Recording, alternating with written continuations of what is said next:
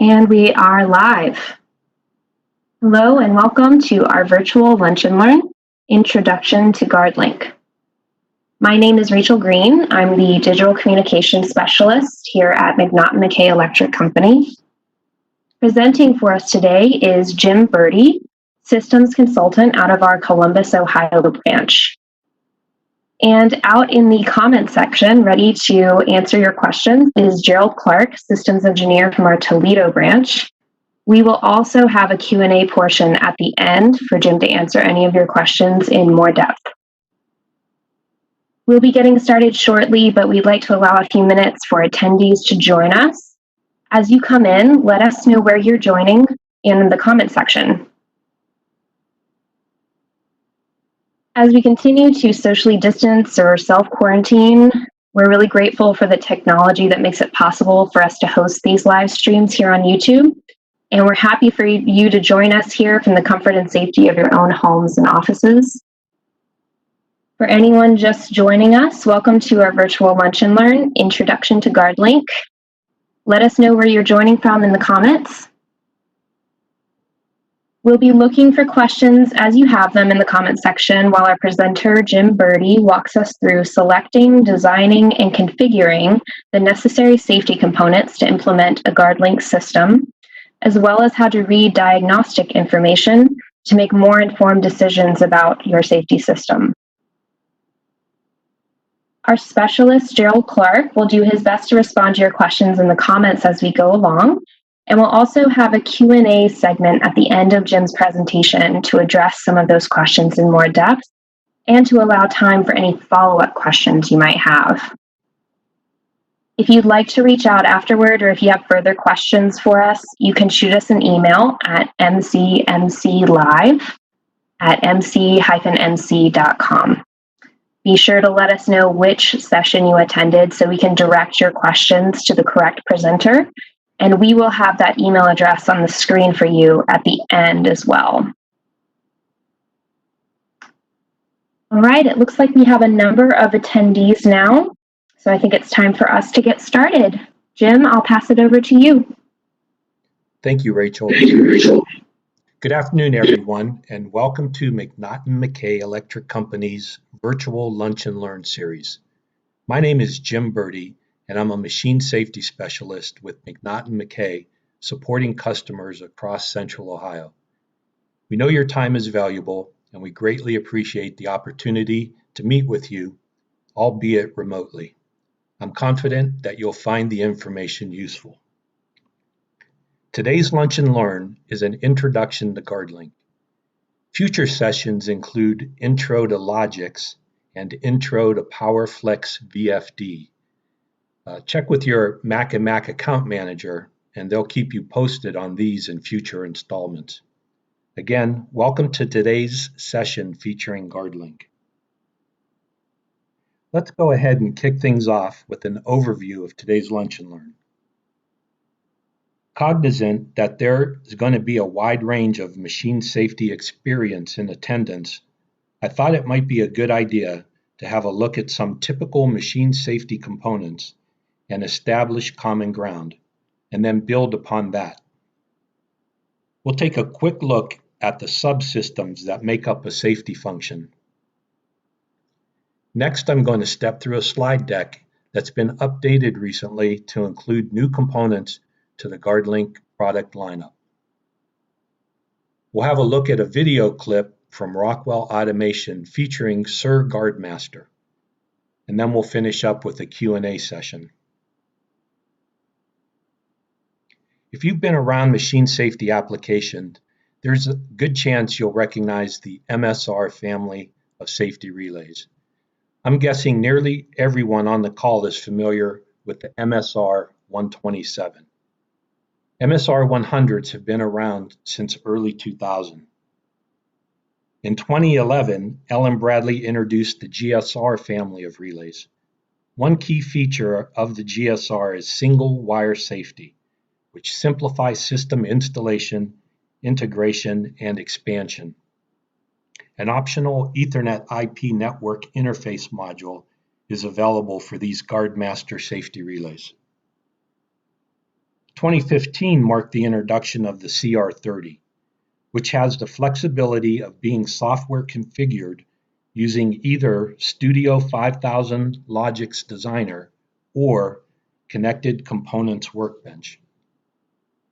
For today's Lunch and Learn, we're going to focus our attention on GuardLink and how smart safety devices featuring GuardLink technology interact with the connected enterprise. A safety function is made up of input, logic, and output subsystems.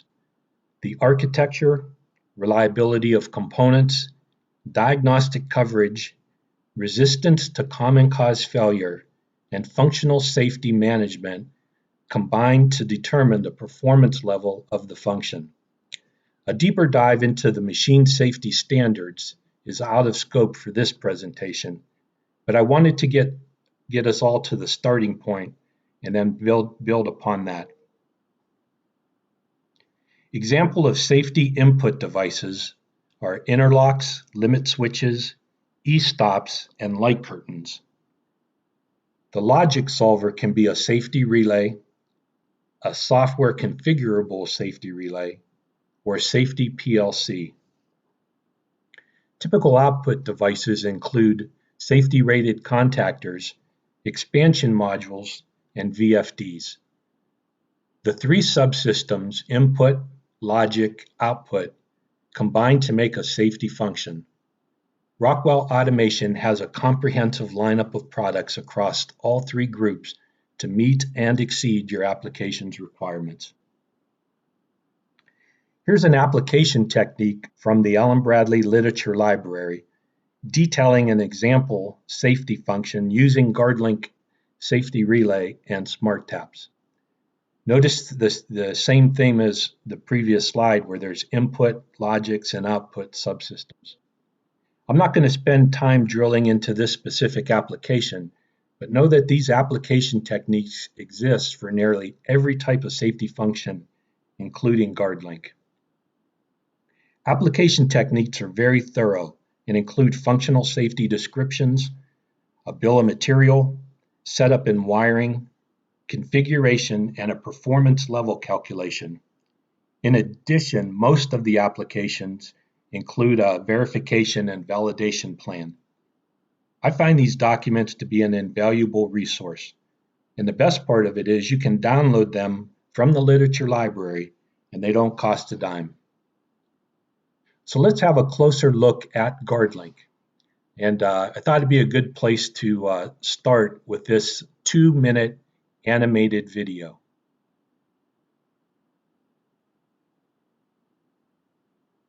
In this scenario, we have multiple manufacturing lines with multiple guard doors, all connected back to a central controller. Over a period of time, issues may arise, such as vibration, causing an interlocked guard door to open slightly, thus stopping production. The control system will notify the operator that the line has stopped, but there will be no identification of the position or nature of the individual fault. Maintenance personnel will need to be called to troubleshoot with an aim of getting production back online. This could be time-consuming, resulting in lost production costs.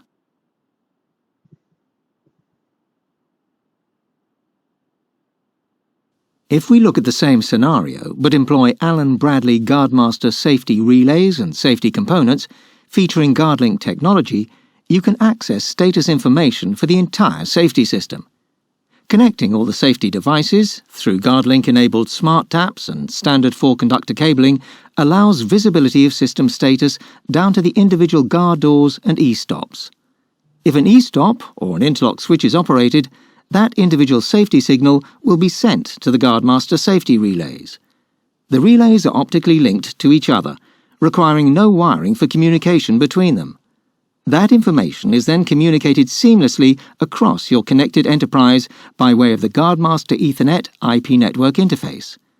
Locally, the operator receives notification that there is a fault and will know exactly where it is located, so that he can correct it himself in the event of a minor issue, as shown here, or contact maintenance personnel for more serious faults. Ultimately, GuardLink not only minimizes downtime by communicating real-time diagnostics, but does so while significantly reducing wiring. So GuardLink improves production efficiencies, provides advanced diagnostics, and reduces system complexity. GuardLink is smart, simple, and safe. The trunk and drop topology provides simple and straightforward connectivity using 4-wire patch cords with no loss of safety rating. Access to critical diagnostic data appears both locally with LED indicators on the taps and remotely on an HMI, pinpointing the location and reason for the demand on the safety system and guiding operators through a quick recovery. Consider the case of a safety interlock, like the one depicted on the guard door on the left side of the screen. One way to get information from the gate switch back to a control panel is by hardwiring an auxiliary contact from the device to a PLC input. The same could be said of the e-stop switch. On the lower right portion of the screen is a depiction of 5 SensaGuard switches and 2 e-stops, all being hardwired back to a panel. Customers also use on-machine distribution blocks to bring back auxiliary signals from safety devices to a PLC. Traditional hardwired safety systems can be difficult to troubleshoot. GuardLink enables access to the diagnostic information while greatly reducing wiring. Think about it, not having to bring back individual auxiliary signals from each device. Here's an overview of the GuardLink system and its components, as well as some features and benefits. This GuardLink example includes 4 safety input devices. Each safety device is connected to a GuardLink-enabled tap or smart tap. Note that a terminating plug must be applied to the last tap on the link. GuardLink smart taps communicate with the Guardmaster or the GSR dual GuardLink. Shown here is a single link of 4 devices. Keep in mind that each link can monitor up to 32 safety input devices. And because it's dual GuardLink, a second string of 32 devices can be added for a total of 64 devices on a single safety monitoring relay. It's incredible. Note the vertical dashed line between the red GuardLink safety relay and the gray Ethernet IP network interface module. It separates safety-related control system from the standard control system. All the components to the right of the vertical dashed line are being monitored by the GuardLink relay. The GuardLink relay and taps can operate on their own and provide up to a PLE Category 4 safety function. This is an important call-out for smaller applications that might not have access to a Logix 5000 controller. GuardLink is still a viable option with many advantages. Having pointed that out, most customers choose to add Ethernet capability and get the diagnostics onto the connected enterprise. Incorporating GSR Ethernet into the design adds tremendous value to the system. The Ethernet IP interface module communicates with the standard Logix 5000 controller and an HMI. While we're looking at this system overview, I think this is a good place to press pause and make one more distinction before moving on. Note that a standard PLC is shown on the left of the dashed line with the GuardLink on the right. GuardLink is a below Ethernet solution.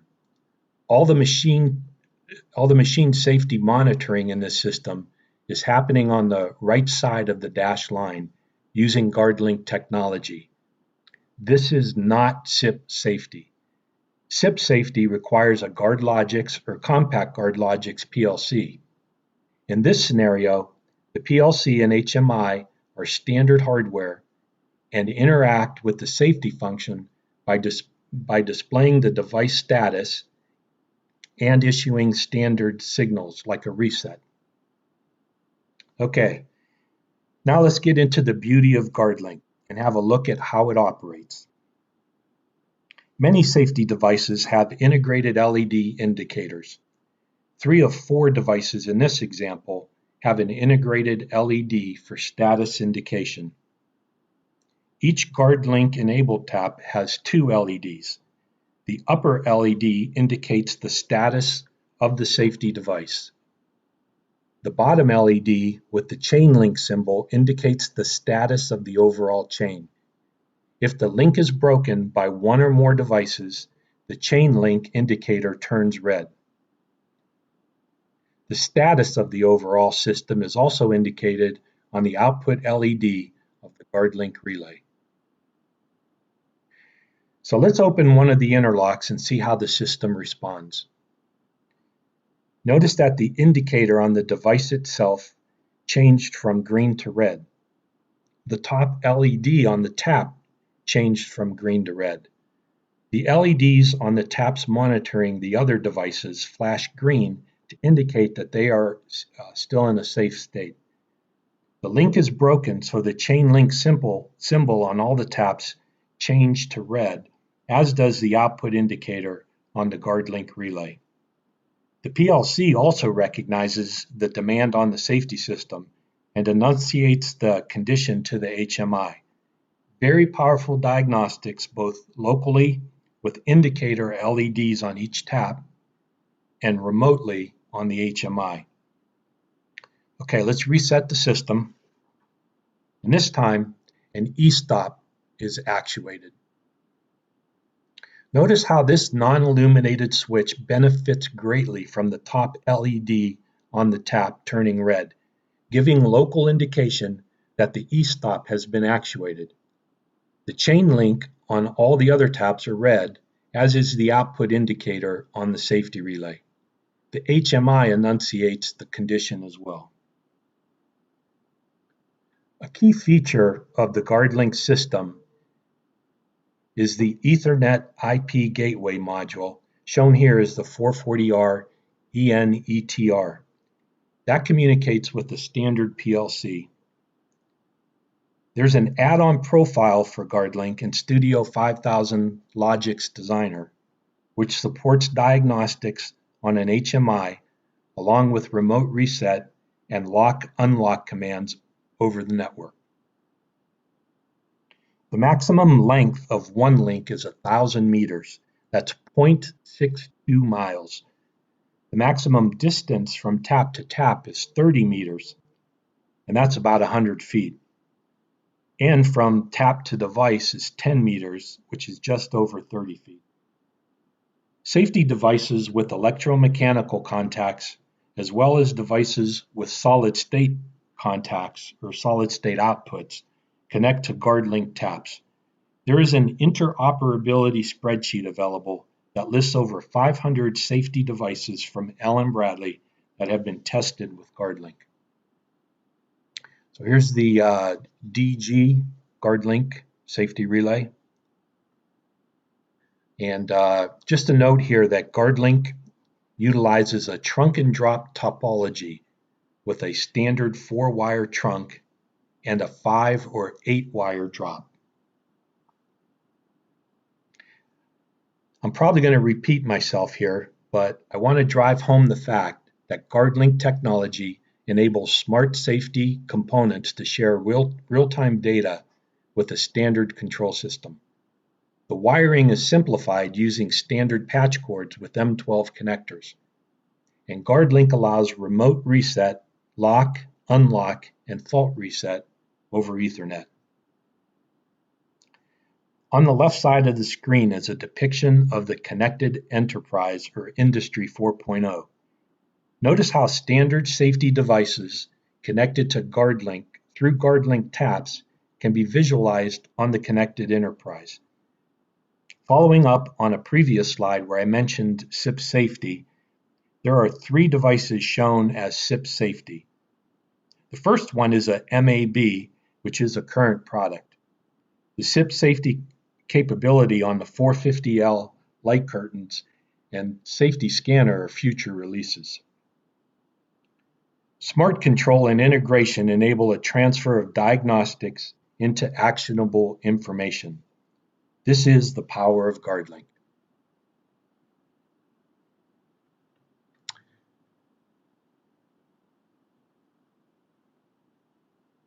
Okay, here we go. Sorry about that. Consider the following example: a safety relay monitoring one door. The door is equipped with a safety interlock, and that interlock device has redundant electromechanical contacts. The redundant channels are being monitored by the safety relay. If a contact were to fail shorted, the monitoring safety relay would detect the condition and fault the operation. There are other elements to consider, but this example can achieve up to a PLE rating. Now consider two doors with electromechanical contacts wired in series back to the safety relay. With both doors closed, the monitoring relay detects a safe condition. Now imagine that door 1 is the primary door and opened multiple times a shift, while door 2 is rarely used. Because they are in series, under certain conditions, the monitoring relay will not detect the fault on door 2 device. The fault is masked and could go undetected. This is why it's important to validate safety functions on a regular basis. ISO 14119 prevents series wiring from achieving the highest safety levels in machinery safety because of the potential for this fault masking. GuardLink, on the other hand, supports series wiring of smart taps with no reduction in performance level. One other thing to consider is response time of the safety function. Allen Bradley SensaGuard switches can be connected in series, but the response time accumulates from sensor to sensor.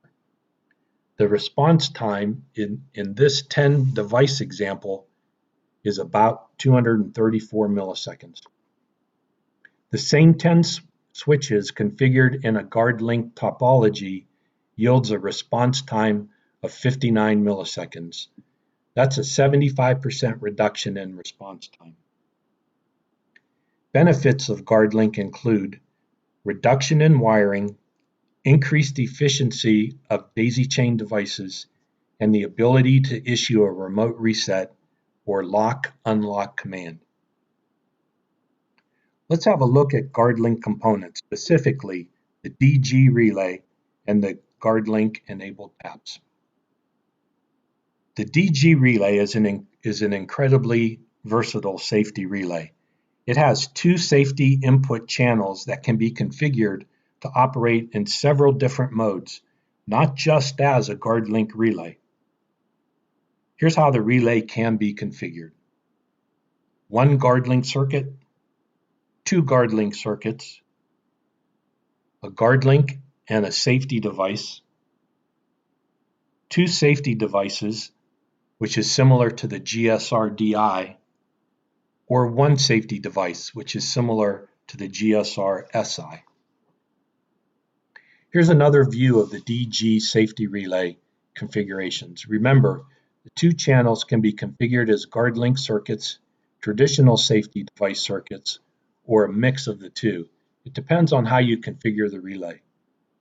There are 20 configurations listed and explained in great detail in the GuardLink User Manual, Appendix B. Of note is the built-in time delay output. This is perfect for a stop category 1 with the delayed output wired to safe torque off inputs on a VFD. The GuardLink relay can be configured to function much like an MSR 138. As part of the GSR family, single wire safety allows for the cascading of multiple GSR relays, which includes the GuardLink relay. Notice how it matches the other members of the Guardmaster safety relay family. There are some differences, and in particular, the two push buttons on the front face. So notice the configure set and configure save push buttons. This is how you configure the relay. The dial switch sets the off delay time, which is useful in the stop category 1 application. So here's a quick sidebar about safety input devices. Safety input devices can be categorized into two buckets. One bucket is labeled EMSS for electromechanical safety switches. These devices have electromechanical contacts and include limit switches, tongue-operated interlocks, and e-stops. The other bucket is labeled OSSD for output signal switching devices. This type of device is generally a pair of solid-state signals that are pulled up to the DC source supply. These include SensaGuard non-contact interlock switches, light curtains, and safety scanners. There is a GuardLink Tap for each one of these devices. GuardLink enabled taps support generic safety input devices as well as guard locking devices. Device location and status is reported back to the DG relay. And we already discussed the LED indicators on the tap and that the taps are PLE Category 4 rated. Note that the taps carry an IP65/IP67 environmental rating. IP65 indicates that they are rated for low pressure water jets. IP67 indicates the tap can be temporarily immersed in liquid up to 1 meter. The absence of the IP66 rating indicates that they are not rated for high pressure water jets.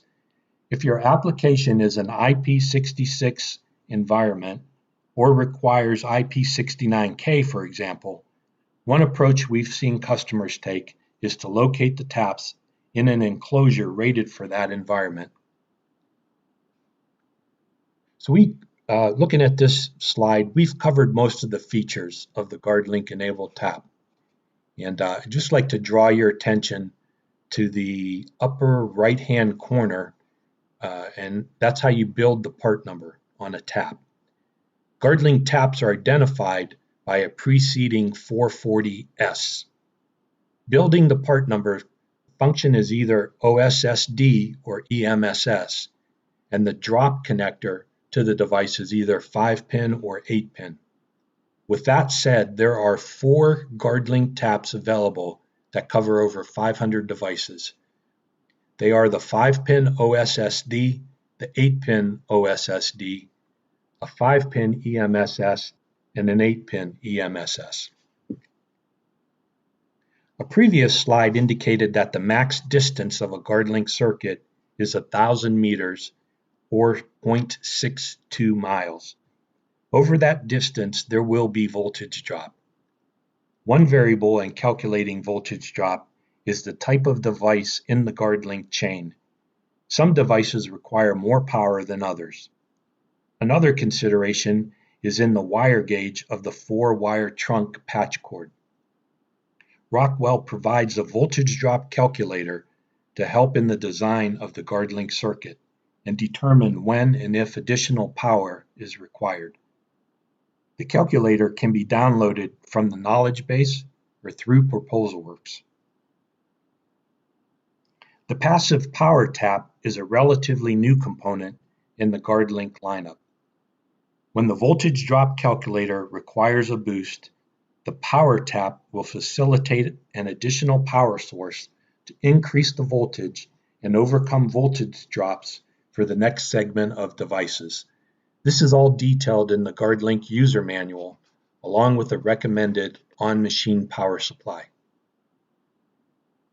As time goes on, devices will begin to have embedded GuardLink technology, meaning that GuardLink functionality will be integrated into the device along allowing a lower cost passive tap to be utilized. Here's an example of a GuardLink enabled device wired to a passive tap. Information on the passive tap can be found in the literature library, but a check of proposal works indicated that this product is not yet available. It is coming very soon. The Ethernet IP interface module is an enabled switch that supports the device level ring. This interface works with GSR relays. Note the compatibility list in the lower right-hand corner. It's important to check the rev on the Ethernet IP interface module. Be aware that GuardLink is an OpticalLink 3.0 device. It requires the Ethernet interface card to also be an OpticalLink 3.0 capable. The Series B Ethernet interface module supports both OpticalLink 2.0 and OpticalLink 3.0 communication protocols. So I guess the bottom line there is you want to get the Series B 440R EN-ETR. Integrating GuardLink with Studio 5000 is greatly enhanced with an available add-on profile, or AOP. Tags are automatically populated in the controller. Note the 4-wire schematic on the right side of the screen. 2 wires provide 24-volt DC power to the taps. The DC power is passed through to the devices connected to the taps. SensaGuards, for example, are powered by the GuardLink Tap. One of the wires carries the GuardLink safety signature, while the other wire is a command line used for locking and unlocking guard locking devices. Here's another look at the functionality of the GuardLink components. The GuardLink relay manages GuardLink communications, executes the safety function, and aggregates and passes on data. GuardLink-enabled taps monitor safeguarding devices and create and repeat the safety pattern. The GuardLink wire transmits a unique safety pattern between the GuardLink relay and the GuardLink-enabled taps. 2 wires power the taps and the devices that connect to the taps. And finally, the command wire is used for devices that lock and unlock. Here's a GuardLink demo featuring Sir Guardmaster.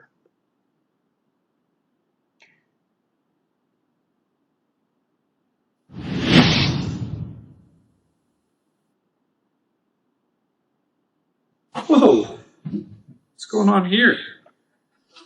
Check out this old safety relay. Huh. What model is this? MSR 130. Oh! Whoa! Hello, I am Sir Guardmaster. I'm here to grant you 3 machine safety wishes. How may I be of safety service? Well, hello, Sir Guardmaster. Funny you should ask. I have always wished to connect up a bunch of different safety devices into one of these relays and still maintain high integrity in my safety design. Is that your first wish? Yes, I wish for lots of safety inputs. Ta-da! What do you think? Wow, nice demo. What do you call it? It's GuardLink. Notice the new DG safety relay, which stands for Dual GuardLink. Each relay can accept up to 32 safety devices in series per channel, so 64 total devices into one relay. 64? That is amazing, and exactly what I wanted. Can you mix and match the different type of safety input devices, such as e-stops and light curtains? Absolutely. Notice in the demo there is an e-stop along with 2 different types of door interlocks wired in series. The e-stop is an electromechanical device with dry contacts, while the door interlocks are electronic devices with OSSD outputs, just like a light curtain or laser scanner. When connected over GuardLink, these 3 components in series still meet the highest safety performance level of PLE. So how about that second wish? That's incredible. Okay, well, since we're talking about safety relays, it would be nice to have easy wiring and visibly be able to see the status of each safety device. There is nothing worse than wiring a bunch of e-stops and door switches in series, then having to try and troubleshoot which door is open or which e-stop is pressed. Ah, I know exactly what you mean. So is that a request? Yes, I wish for local indication. Perfect. Let there be local indication. Wow! Look at the lights on these connection components. Those are called GuardLink taps. Notice the 2 green lights per tap. The one on the top shows the status of the local device, and the link symbol on the bottom shows if there is a break in the chain. Go ahead and hit the e-stop. Okay. Astounding! Check it out. Both LEDs went red on the e-stop tap, showing me the local device's status. And the other taps flash green if they're okay, but the link stayed red. Does it work this way on the door switch here? This is amazing. How did you do this? Little Voice of Customer, a group think tank and some amazing Rockwell Automation engineers. So final wish?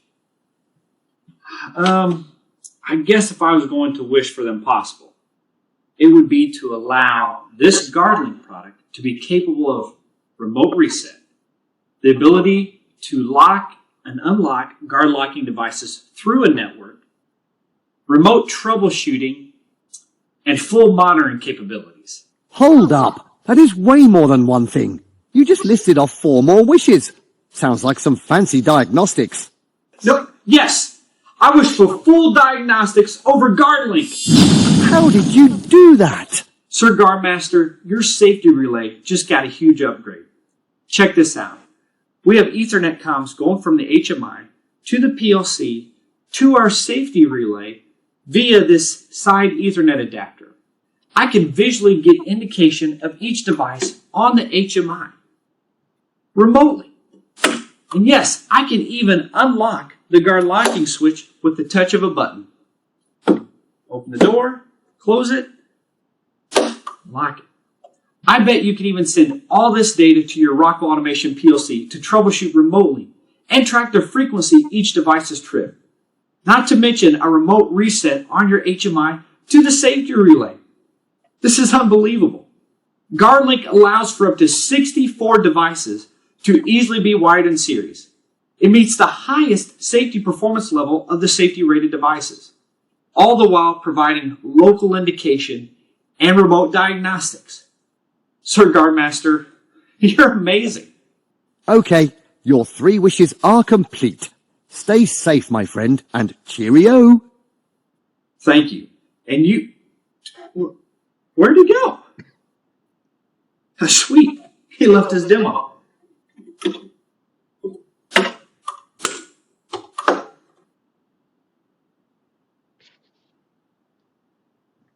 To summarize the GuardLink advantage, GuardLink saves on wiring, it provides superior diagnostics, enables smart devices in the connected enterprise, works with all types of safety input devices, and allows designers to future-proof designs. For example, if a new gate is required, adding a tap onto the GuardLink circuit is relatively quick and straightforward. Here's a list of the GuardLink components, including the optional mounting brackets,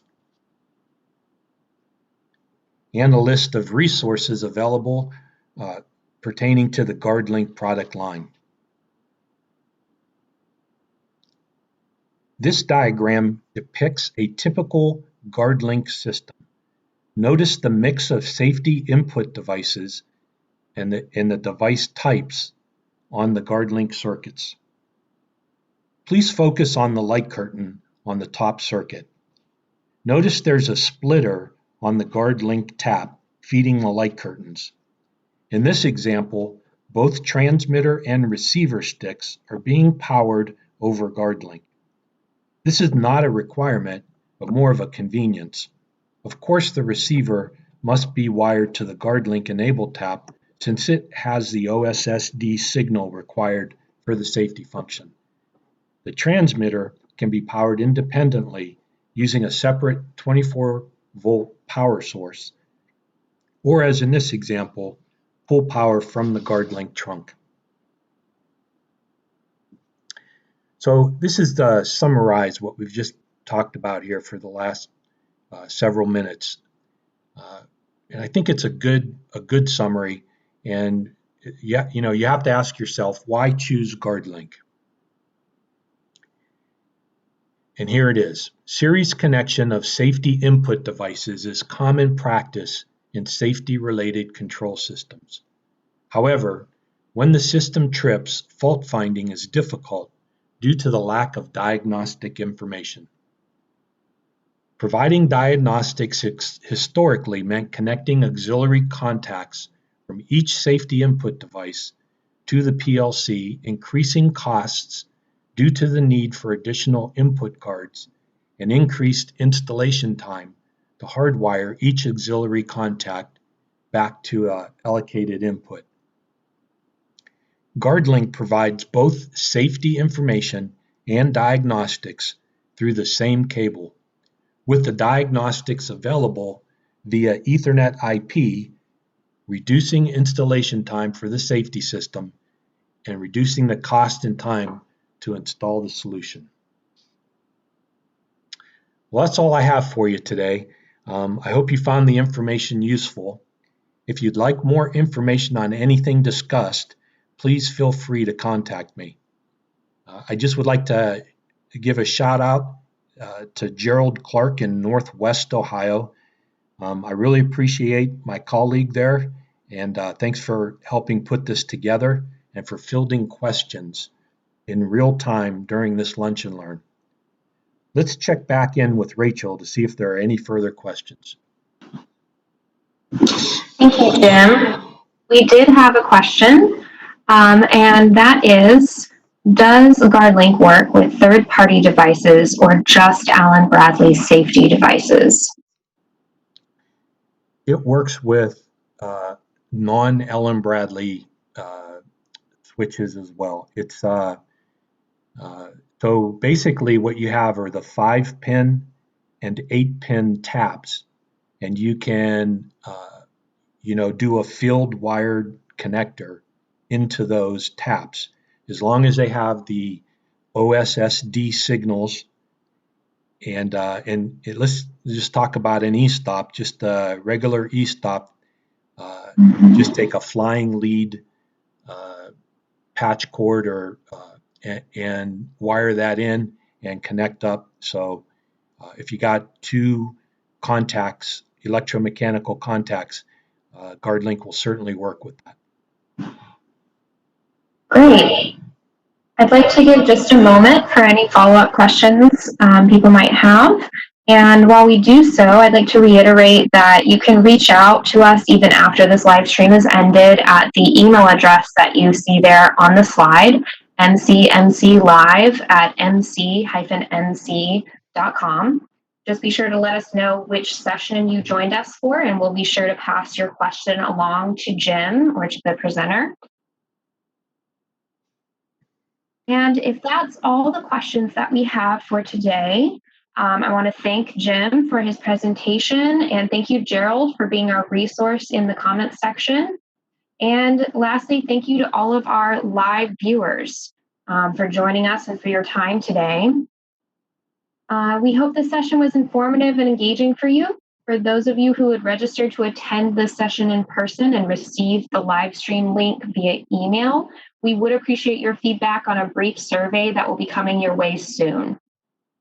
Remember to subscribe to the McNaughton-McKay YouTube channel for more industry and content, and we look forward to seeing you on the next live soon.